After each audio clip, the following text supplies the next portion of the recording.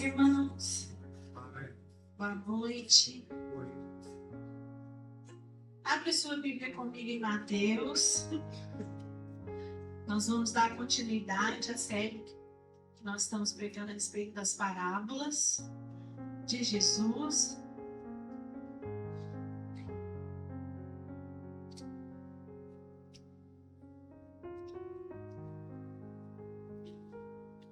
Alguém diminui para mim o ventilador das laterais, por favor? Na frente. Hã? Pega na vida ou na frente? Está levantando aqui? É o da frente? Amém. Amém, irmãos? Mateus, capítulo 13, versículo 31 ao 33.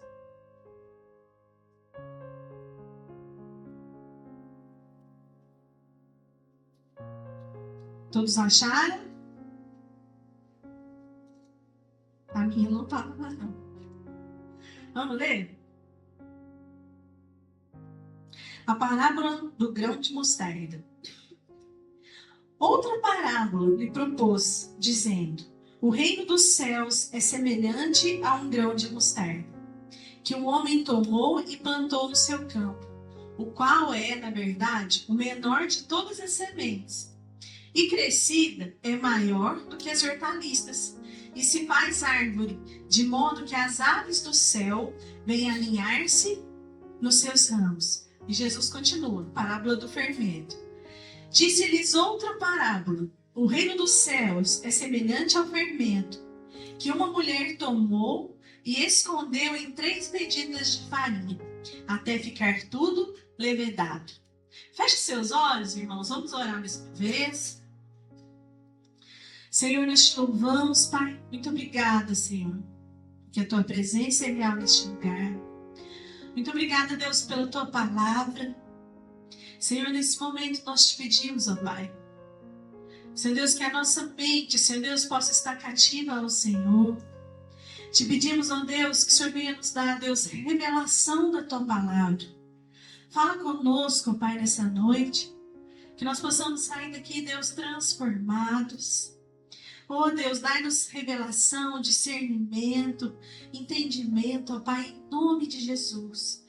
Senhor Deus, eu me coloco à disposição para que tudo flua conforme o teu querer, Deus, e conforme a tua vontade. Em nome de Jesus, Espírito Santo, nós te damos liberdade. Fala conosco, Espírito Santo, nessa noite. Que haja transformação, que haja vida em nós, em nome de Jesus. Amém. Bem, meus irmãos, Jesus, na sua maravilhosa trajetória, Jesus ele sempre nos ensinou o povo através de parábolas. As parábolas era o meio mais fácil do povo entender a respeito do reino de Deus. Então Jesus ele sempre estava usando de exemplos da vida, do cotidiano do povo judeu. Porque assim o povo entendia a respeito do reino. Jesus, como todos sabem, Jesus veio para trazer a salvação, o evangelho do arrependimento, o encontro com o Senhor. E Jesus aqui abaixou aí, volta para mim falar no retorno aqui. Jesus ele fala a respeito aqui na parábola do grão de mostarda.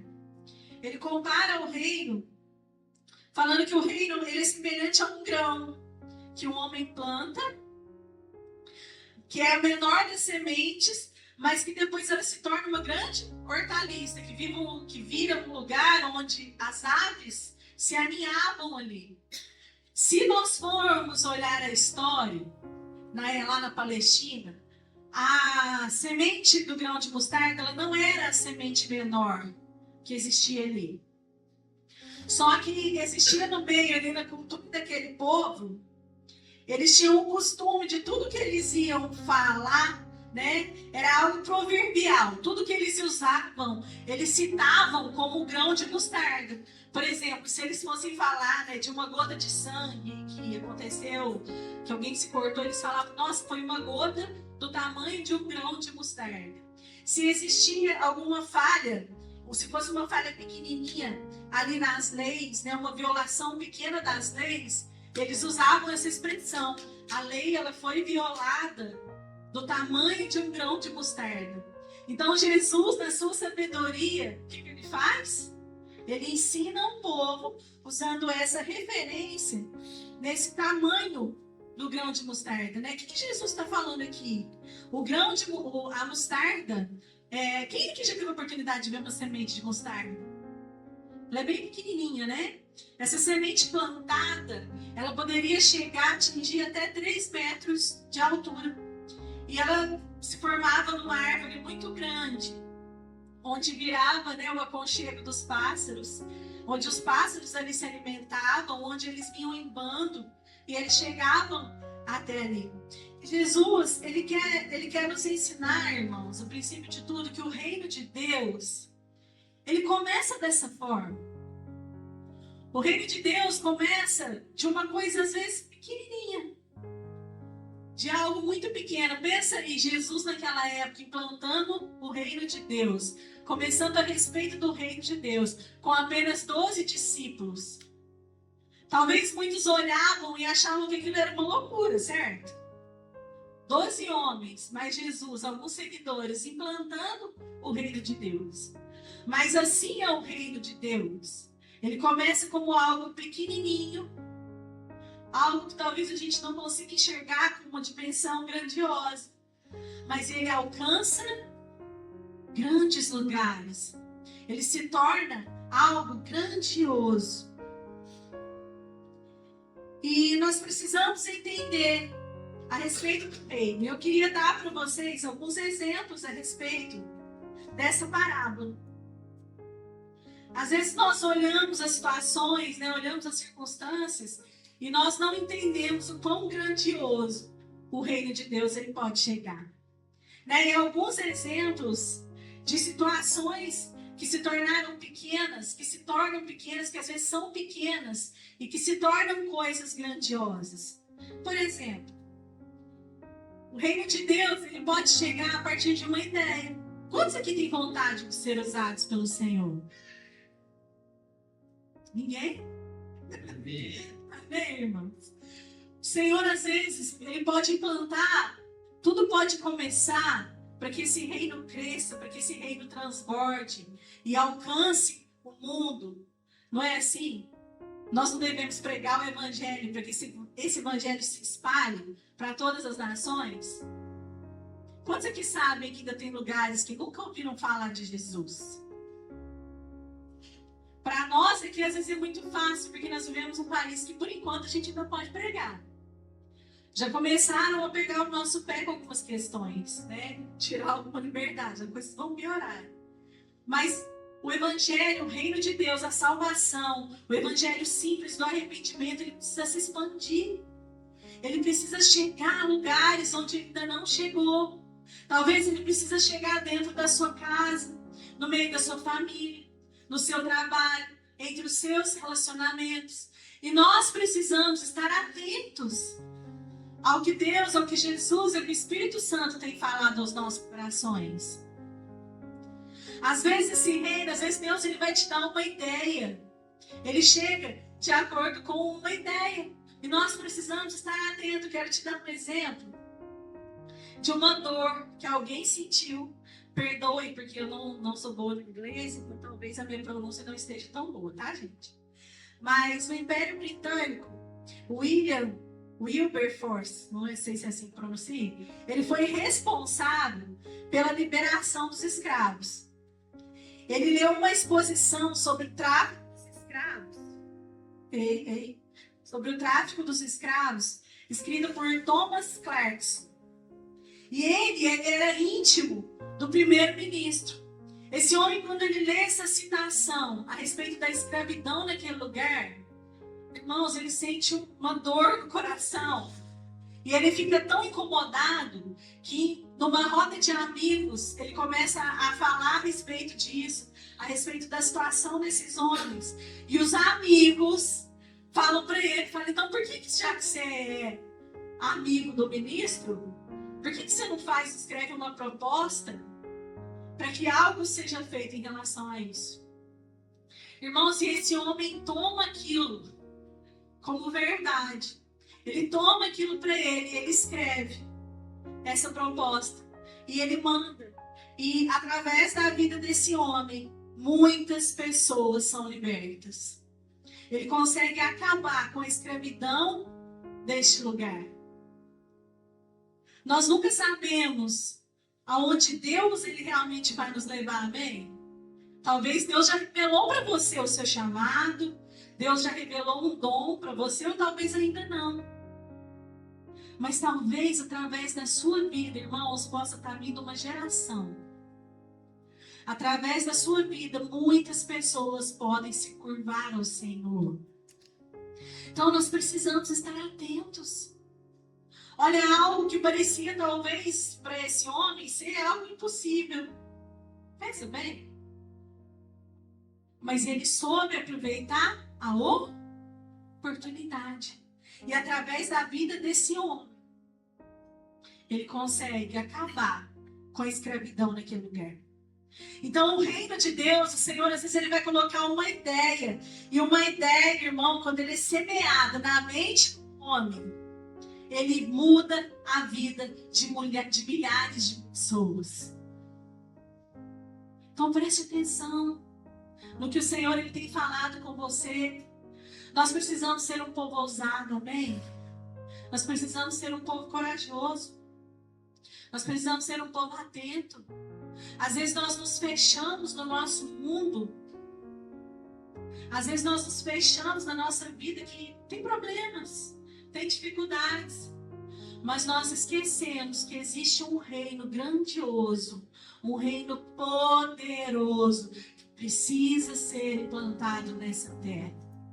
E o Senhor, ele quer usar a mim e a você. Amém? Todos nós, irmãos. Foi a época em que o Senhor usava somente o sacerdote. Hoje todos nós somos, amém? Assim é o reino do Senhor. Ele é uma corrente. E quando um faz, aquilo vai impactando todos aqueles que estão à volta. Outro exemplo, o nosso testemunho de vida. Lá na África, eu não sei se todos aqui conhecem, lá é uma área de desafio, irmãos, de pregar o evangelho. Porque lá é um lugar onde a feitiçaria domina. É um lugar muito místico, né? Um lugar onde o diabo faz a festa. E algumas pessoas conversando a respeito de como seria a pregação lá na África. Vamos levar livros, vamos pensar em oratórias. Né? Uma moça se levanta e fala: por que nós não pegamos uma família cristã e nós não levamos para morar dentro dessa aldeia? E através dessa atitude, irmãos, pessoas dentro das aldeias começaram a se curvar diante do Senhor. O que a gente entende? Nós devemos estudar a Bíblia, sim ou não? Sim. Nós devemos ter uma vida de oração? Sem dúvida nenhuma. Isso tudo é pacote. Só que muitas vezes, irmãos, nós não iremos ganhar aqueles que estão próximos de nós pregando com a boca, amém?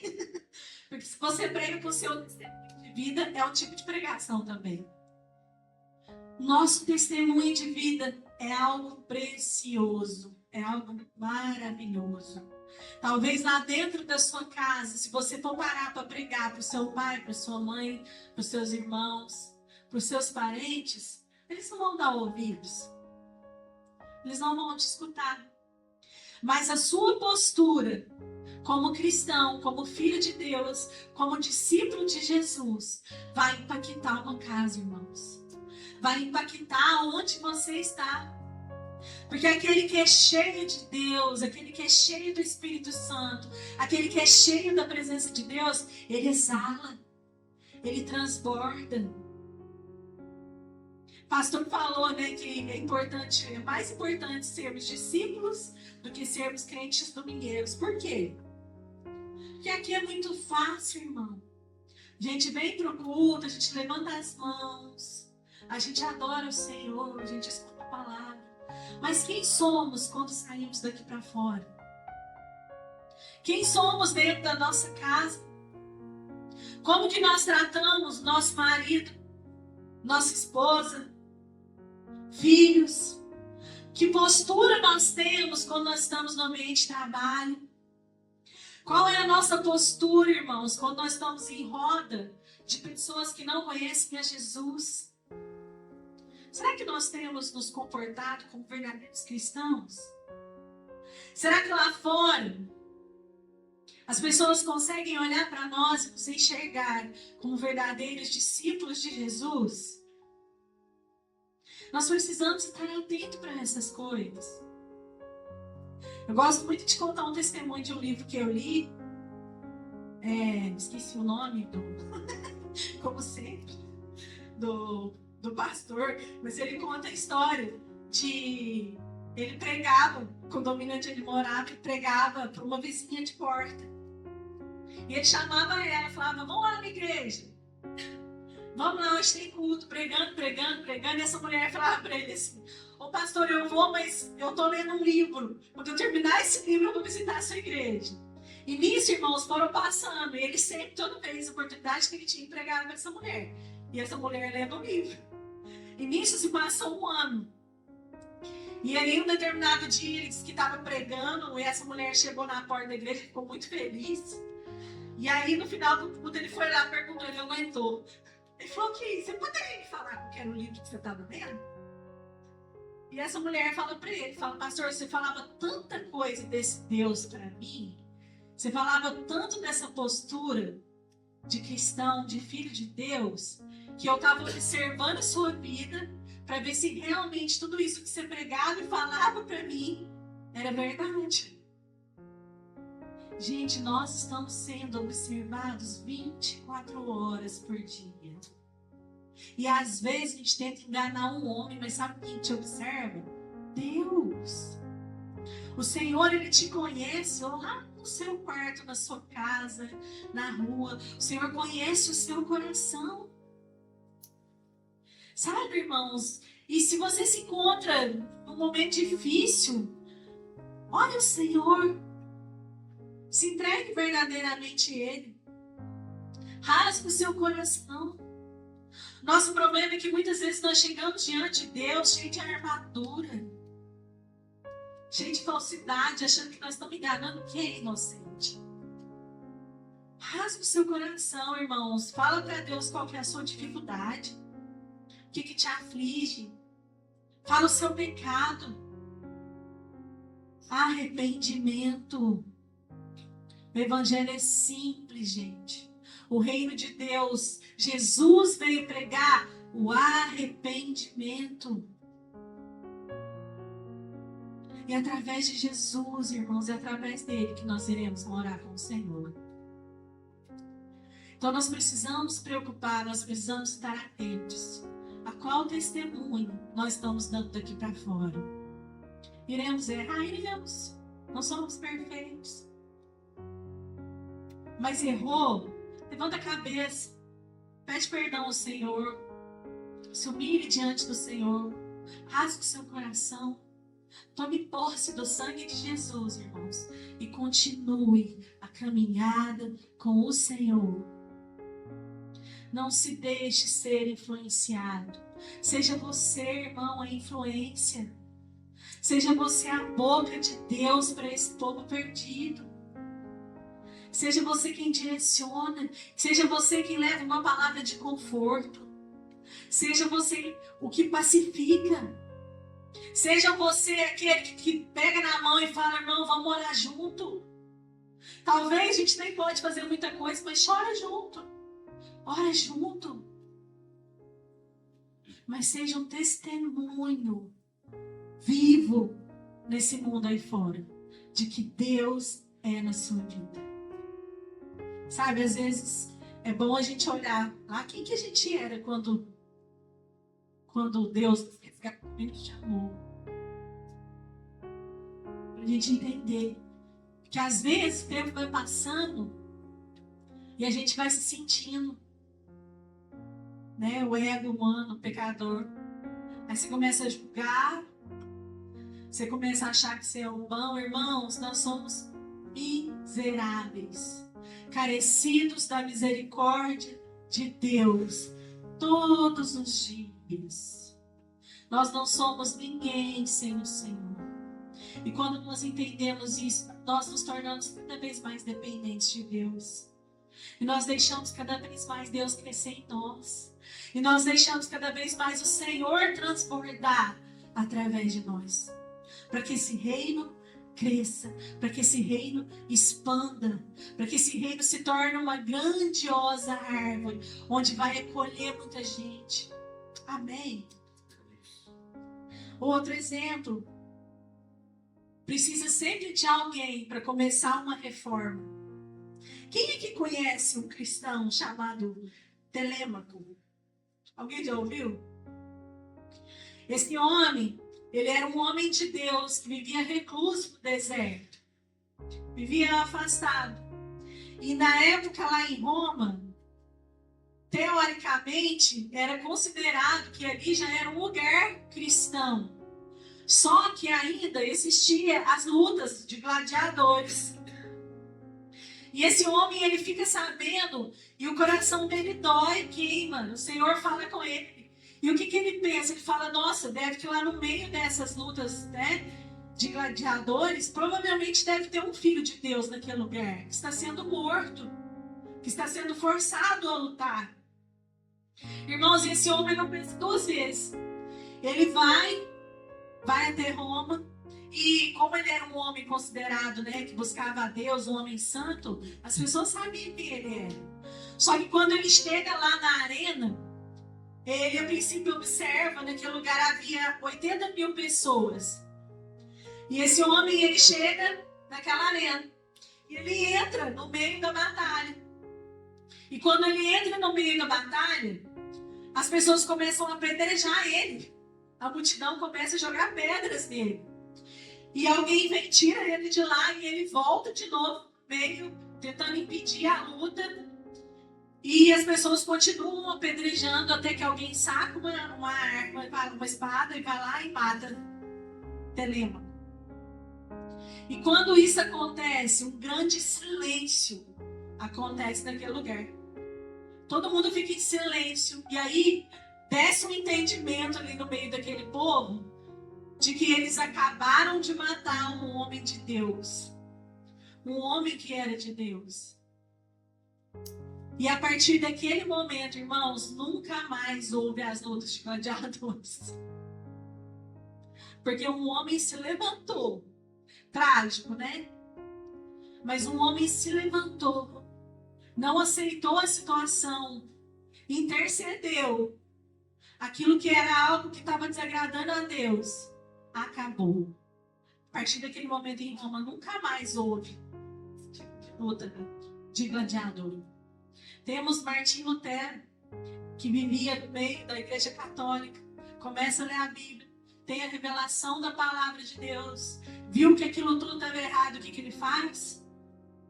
Se afasta de tudo, ergue a cabeça, que venha o que vier. Irmãos, nós precisamos ser esse povo que não vai conforme esse mundão lá fora, que não vai conforme as ideologias, que não vai conforme aquilo que tem sido pregado nesse mundo, que não aceita tudo que tem sido falado e feito daí para fora. Nós precisamos ser esse povo, irmãos, que independente da consequência, se levante como filho de Deus, como homem, como mulher de Deus, que entendeu o Evangelho, que entendeu quem é o Senhor. Nós precisamos entender que nós estamos nesse mundo de passagem. Será, irmãos, que se um dia alguém chegar e nos encurralar e ameaçar a nossa família, e falar para nós, como acontece com muitos missionários aí fora, nega Jesus. Se você negar Jesus, eu deixo você e sua família viver. E aí, irmãos? Nós precisamos nos posicionar. Por que muitos têm se perdido nas faculdades? É incrível. A gente sabe que tem luta lá. Mas eu acredito que ainda não teve um encontro verdadeiro com Jesus, irmãos. Já viu o que é homem bomba? As crianças, elas são geradas desde pititica, já com aquilo, entendendo o propósito de vida delas. Você pode fazer o que for quando esse povo vira jovem, adulto, nada tira da cabeça deles o propósito. Eles estão dispostos a morrer a qualquer momento pelo propósito deles. Misericórdia, né? E nós? Às vezes o primeiro desafio que vem, a primeira dificuldade que vem, ai, eu não consigo. Ai, eu sou fraco. Nós temos dado mais valor à nossa carne, irmãos, do que ao Espírito de Deus que habita em nós e nos fortalece. Nós temos invertido o que Jesus nos ensinou a respeito da carne. Ah, mas eu não consigo porque minha carne é fraca. Até quando, irmãos, nós daremos desculpa? Até quando nós não vamos nos posicionar como filhos de Deus e viver um evangelho reto? Dando um testemunho reto. Irmãos, quem nos fortalece é Deus. Se você anda com o Senhor, se você tem uma vida de intimidade com Ele, se você busca a presença dEle, se você ora, se você tem relacionamento, você vai dar conta. Você vai dar conta. Porque você é filho daquele que criou tudo e todas as coisas. Daquele que direciona tudo. Nada está fora do domínio de Deus. E por que na primeira dificuldade a gente acha que a gente não vai dar conta? Talvez, irmãos, nós ainda não entendemos quem é o Senhor na nossa vida. Sabe, nós precisamos aprender a entender, irmãos. Se não for através de Jesus, se não for por Jesus, se não for por Deus, nada mais importa. Nada mais importa. Sabe, tem um mundo aí pra gente pregar. É maravilhoso, é gostoso desfrutar da presença de Deus. Tem hora que dá vontade da gente ser egoísta. Na hora que a gente vê tanta coisa errada, a gente fala, Senhor, volta de uma vez, leva a gente esse povo queimar no inferno. Isso não é. A nossa carne grita assim. Irmãos, mas tem muita gente ainda perecendo nesse mundo. Há muita gente aí fora precisando de Jesus. Precisando ouvir a palavra do Senhor.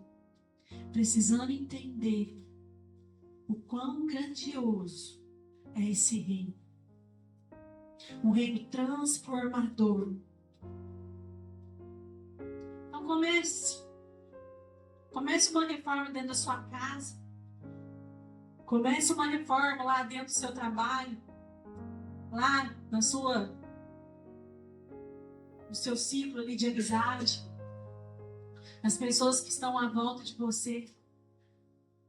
Vai ter gente que vai te chamar de doido, irmão. Vai ter gente que vai te chamar de surtado. Liga não. Fique imaginando o Senhor olhando para você, olhando para nós. Falando, esse é o meu filho. Esse é o meu filho. Esse prega a minha palavra. Como eu já disse, Jesus, ele começou, gente, apenas com 12 discípulos. Um grupo pequeno, pensa bem, esse grupo para espalhar o evangelho. Esse grupo para pregar. Porque logo ali na frente, Jesus já seria entregue à cruz, já seria crucificado. Imagina o que esses discípulos passaram. As dificuldades. Mas eles não pararam. Eles não pararam. Tiveram momentos, né? A gente vê muito Pedro. A gente vê Pedro negando a Jesus. Né? Pedro se achando perto de Jesus. Existiram momentos, sim, que às vezes eles se perderam ali um pouquinho. Mas eles entenderam a respeito do reino de Deus. E eles permaneceram. Eles entenderam o quanto esse reino, embora parecesse pequenininho, mas se tornaria algo grandioso e algo que transformaria vidas, transformaria nações, transformaria pessoas. E vamos lá na parábola, no versículo 33. Quero falar um pouquinho a respeito da parábola do fermento. Disse-lhe outra parábola: o reino dos céus é semelhante aos fermentos, que uma mulher tomou e escondeu em 3 medidas de farinha até ficar tudo levedado. Aí Jesus de novo, né? Usando um exemplo comum daquela época. Naquela época, os pães, eles eram assados em casa, né? Não sei se existia algum lugar de padaria de hoje em dia que fazia os pão para vender lá também, mas os pães eram feitos, era comum eles fazerem os pães em casa. E como que funcionava, né, essa fermentação, essa levedura? Eles pegavam essa massa, eles separavam em 3 partes, e uma parte desse pão eles guardavam. Que aí essa parte dessa massa ia passar por um processo lá de fermentação, que eles usariam para uma próxima fornada. Engraçado e muito interessante que naquela época os judeus eles usavam muito de exemplos a respeito da levedura, dessa fermentação, para coisas ruins, exemplos de coisas ruins. Porque quando falava de levedura, de fermentação, lembrava de podridão, né? De coisa ruim, de putrefação. Isso você não fala, né? Então eles lembravam disso. Não precisa abrir, que não dá tempo, mas a gente vai ver isso lá em Mateus 16:6, 1 Coríntios 5, versículos 6 a 8, Gálatas 5 a 9. Nós vamos ler que lá está citando a respeito de como eles usavam de exemplo a levedura para o lado ruim. Aí que acontece, vem Jesus, né, aqui não fala, mas talvez já de uma forma intencional, usando a levedura, a fermentação, para falar do reino de Deus. Por quê? Porque como era cultural naquela época eles falarem mal da levedura, era uma forma que ele encontrou de chamar a atenção do povo. Ele usou o exemplo, aí o povo ela vem e ele falar de levedura, usando o reino de Deus. Jesus era maravilhoso, né, gente? Convenhamos. Então Jesus ele usa, e o pão também, pra vocês terem ideia como que era um exemplo ruim na visão deles, que na preparação da festa da Páscoa, eles procuravam cada parte em cada casa para jogar fora. Ninguém podia ter esse pão, essa levedura dentro das casas, por ser considerado algo ruim, algo podre. Então eles procuravam, e Jesus vai, pega o exemplo da levedura e traz para explicar a respeito do reino de Deus. E isso, com certeza, irmãos, causou uma surpresa muito grande no povo. Quem é esse homem, né, que usa de parábolas, que usa desse termo? Mas era uma forma de Jesus. Nós aprendemos que nós podemos ter meios e estratégias para pregar a palavra, amém? Nós podemos falar em a língua, claro, não se contaminar, mas usar de meios ali para levar o evangelho para outras pessoas. Mas aqui Jesus, ele traz a levedura como forma de poder de transformação. Jesus, ele quer nos ensinar a respeito de transformação. Algo ali que dá uma massa comum, que passa por um processo e ela é transformada. Alguém já experimentou fazer pão sem fermento? Não sei se alguém já teve essa experiência. Né? O pão sem fermento, ele vai ser um pão seco, vai parecer um biscoito. Acho que pior, né? Então, o biscoito ainda tem um saborzinho. Mas ele vai ser um pão duro, achatado, seco, sem graça. E o pão com fermentação, ele vai ser suave, ele vai ser poroso, ele vai ser esponjoso, ele vai ser gostoso, saboroso. Então, Jesus, aqui ele fala que a levedura, ele transforma o pão. O que Jesus ele quer nos ensinar nessa parábola? Que o reino de Deus transforma vidas. Então, irmãos, Não tem como a gente permanecer da mesma forma. Jesus, ele nos chama do jeito que a gente está, amém? Glória a Deus por isso. Mas ele não nos chama para permanecer da mesma maneira. Que é um evangelho totalmente torto e errado que tem sido pregado aí fora. Ah, Jesus é amor. Jesus é amor. Deus ama. Deus não é mau. Deus, ele te aceita. Vem do jeito que você é. Permaneça assim, porque o Senhor te fez assim. Não. Nós já nascemos pecadores. A nossa natureza é pecaminosa. Para quem às vezes não tem o privilégio de crescer na igreja, às vezes a gente vem do mundo de uma forma cheia de nhaca, cheia de coisa ruim na nossa alma, cheia de coisa impregnada que precisa ser tratado, cheia de ferida, cheia de trauma. Nós precisamos ser transformados. Nós precisamos ter esse entendimento que o reino de Deus é um reino de transformação. Paulo, lá em 1 Coríntios 6, do versículo 9 ao 10, não precisa abrir, porque meu tempo já está quase estourando.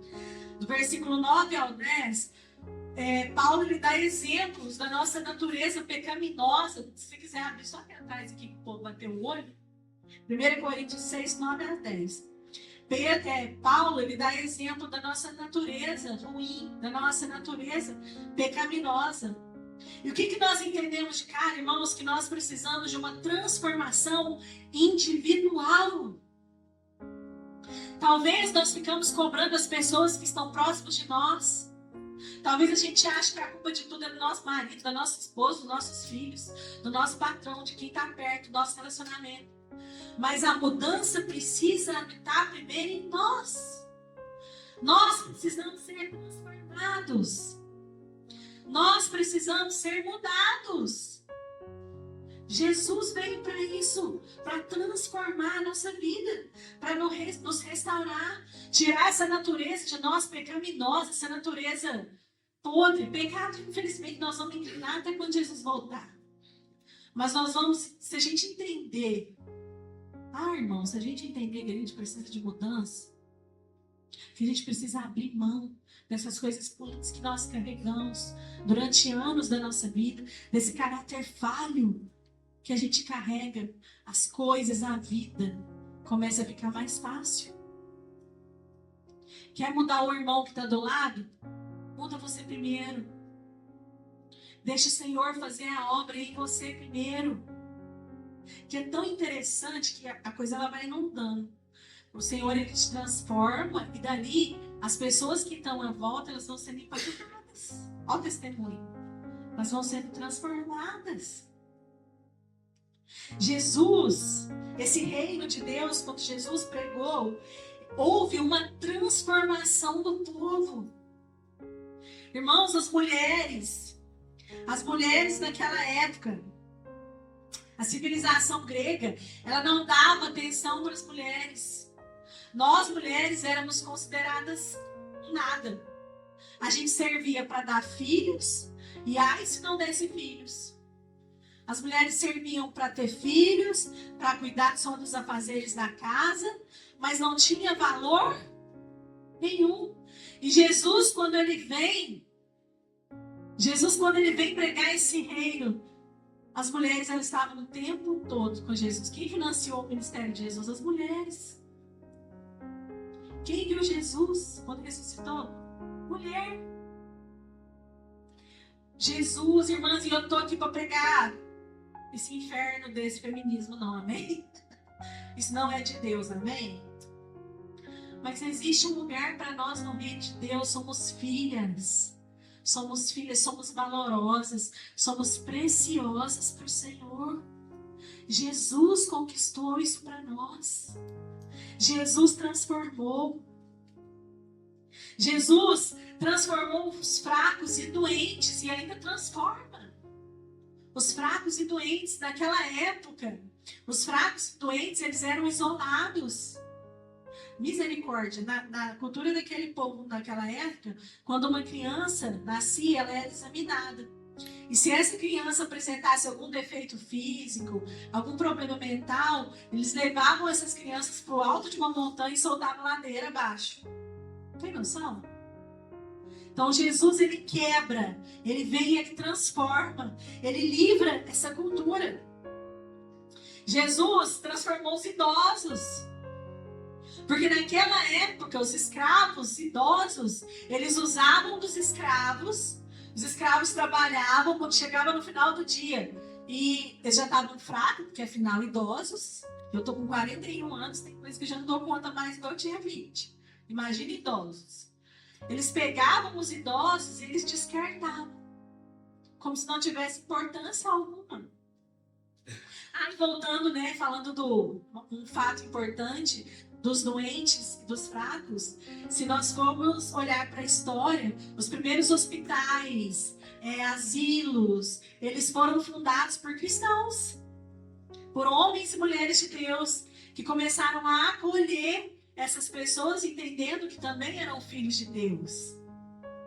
E os idosos, o Senhor vem, Jesus vem, ele faz o quê? Cuida dos idosos. Os idosos deixam de ser algo descartável. Esse reino é um reino acolhedor. É um reino transformador. É um reino que acolhe. Mas ele é um reino que transforma. E hoje eu estou caminhando para o fim, irmãos, mas eu queria destacar 2 pontos importantes a respeito desse reino.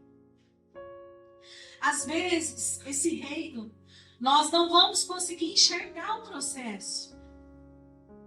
Às vezes nós estamos orando por algo, buscando por algo. E às vezes a gente passa por aquele tempo que o Senhor ele não está falando muita coisa. E nós até surtamos. É assim ou não é? Nós achamos que o Senhor ele não está trabalhando. Mas nós precisamos entender que o reino não para. O reino de Deus é um reino também invisível. Que talvez nós não estamos enxergando o que está acontecendo no mundo espiritual. Nós não estamos vendo com os nossos olhos. Às vezes nós somos limitados, não estamos conseguindo enxergar a transformação. Às vezes estamos orando, gente, pelos nossos filhos, pela nossa casa. Quantas famílias têm perdido os filhos? Irmãos, e assim, que o Senhor não me permita passar por isso, mas deve ser uma dor insuportável. Que o Senhor não nos deixe passar por isso, amém? Mas às vezes, irmão, você está em oração. Não pare de orar. Não pare de guerrear. Eu gosto sempre de falar isso. Uma vez eu estava passando um perrengue lá, nada muito grave, graças a Deus, mas com a Eloá, a minha mais velha de 12 anos, na escola. E aquilo me trouxe um desespero, irmão, no coração, sabe? Eu fiquei atribulada, orando, buscando o Senhor, mas, sabe, coração apertadinho. E eu estava numa conferência e o pregador falou uma coisa tão óbvia, uma coisa assim tão... que eu falei, gente, mas é tão óbvio que a gente é tão tonto que esquece. E aquilo foi direto para mim, acredito eu, com certeza outras pessoas receberam, mas eu senti direto no meu coração. E ele disse assim, que às vezes nós não temos acesso ao coração dos nossos filhos. Mas nós temos acesso ao coração daquele que tem acesso ao coração dos nossos filhos. E que coisa melhor do que isso, gente? E aquilo caiu na minha mente como alívio. Um alívio. E a partir daquele momento eu consegui ter paz no meu coração. Graças a Deus deu tudo certo, não foi nada grave, não se preocupem. Mas, irmãos, nós precisamos entender isso, que os nossos joelhos precisam estar em oração.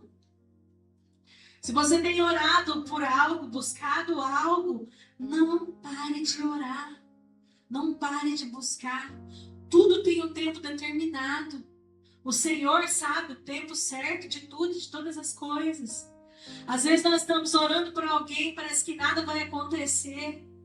Mas o Senhor, Ele tem as suas formas, o seu meio de trabalhar, o seu jeito de tratar com aquela pessoa. E fique esperto. Porque se você enfia pro meio tentando dar um jeitinho, você é tratado junto com a pessoa. Desse jeito. Mas, irmãos, aprenda a descansar no Senhor. Se você tem buscado a presença de Deus, se você tem estado na sua posição de filho e filha do Senhor, se você tem tido um relacionamento com Deus, você faz parte de um reino que está funcionando 24 horas.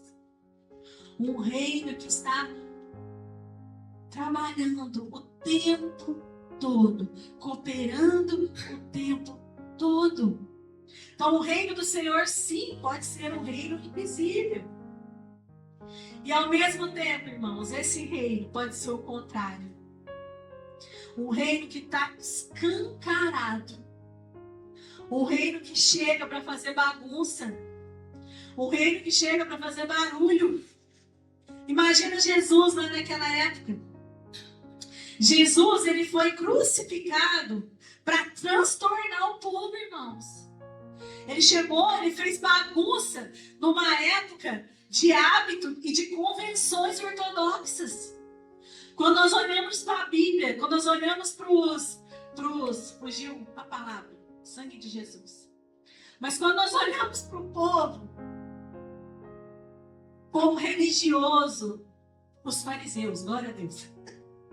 Quando nós olhamos para os fariseus, o Senhor ele estava o tempo todo, Jesus o tempo todo confrontando a religião. O eu sou, o eu posso, o eu faço. Imagina Jesus que chega, que surge e bagunça esse povo. Irmãos, eu quero te dar uma notícia. O Senhor está te chamando para bagunçar esse mundo aí fora, amém? O Senhor está te chamando para se posicionar e doer quem doer, mas para você pregar o verdadeiro evangelho simples, genuíno. Irmão, se você entra na igreja, se você escuta uma palavra do Senhor, que seja aqui, ou que seja online, que hoje nós temos acesso à internet, se você não sai confrontado, irmão, tem algo de errado. Porque o evangelho do Senhor é confronto. O evangelho do Senhor é para nos trazer para o lugar, é para nos trazer para o prumo. Quem aqui já conversou com alguém no final do culto, já teve alguma experiência, talvez não aqui.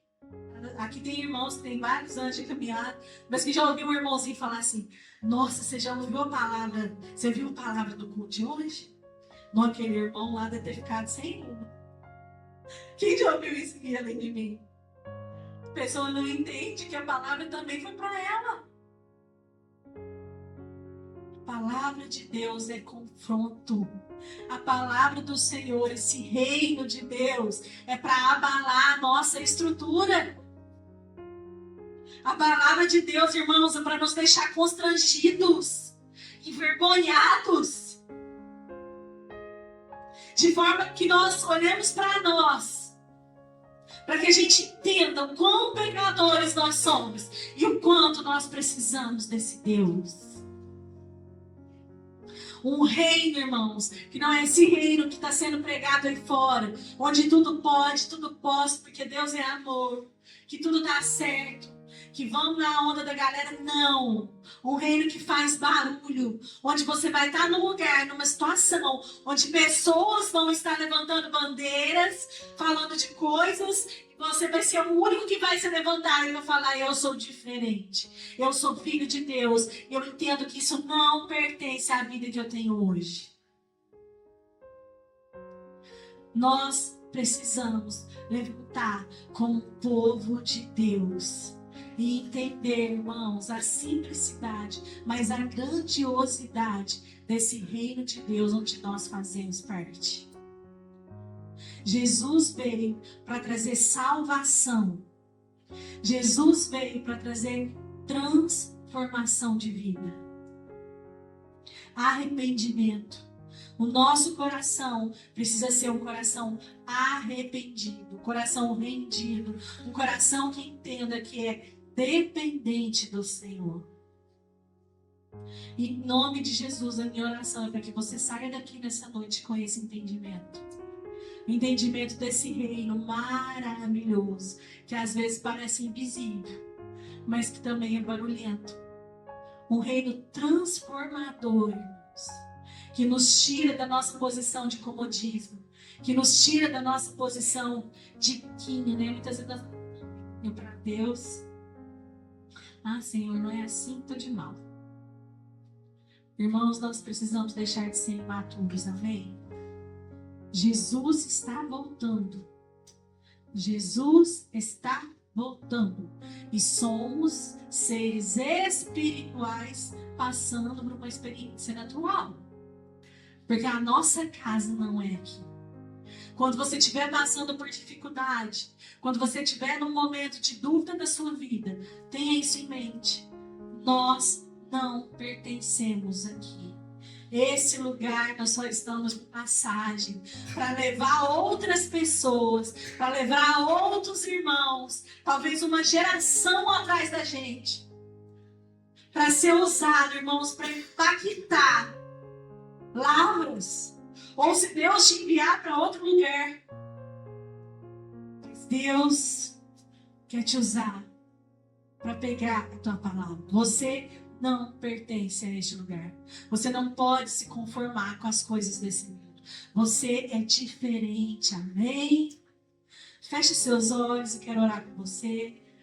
Pai, nós te louvamos, Senhor. Muito obrigada, Senhor Deus, pela tua palavra.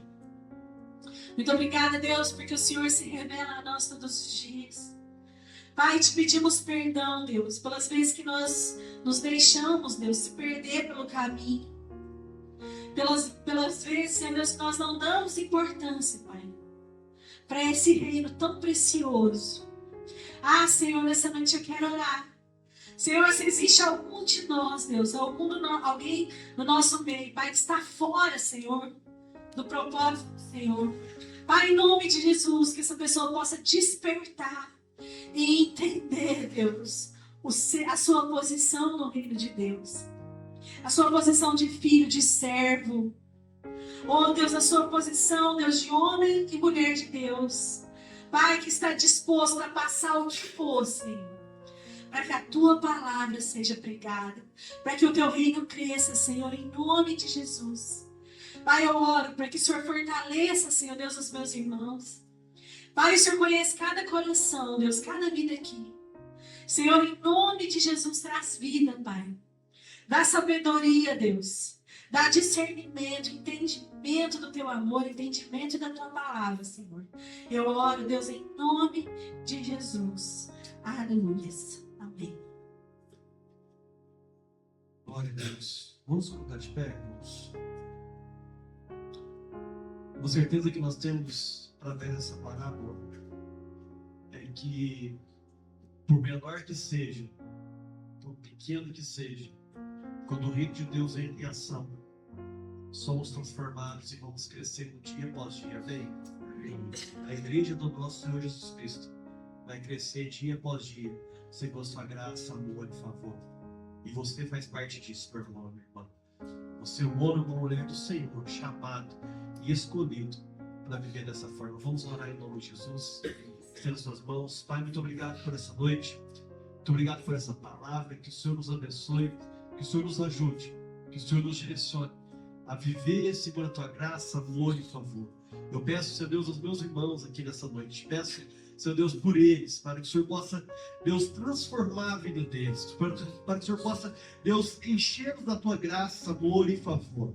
Que eles possam sair daqui andando, glorificando o teu nome, cheios do propósito, da vontade do Senhor. Eu oro assim em nome de Jesus. Que o Senhor, meu Deus, te abençoe e te guarde. Resplandeça o seu rosto sobre ti e vai diante de ti. 1000 cairão ao teu lado, 10.000 à tua direita, porém você não será atingido. Igreja do Senhor, seja abençoada em nome de Jesus. Amém, amém e amém. Vamos dar uma aplauso ao Senhor.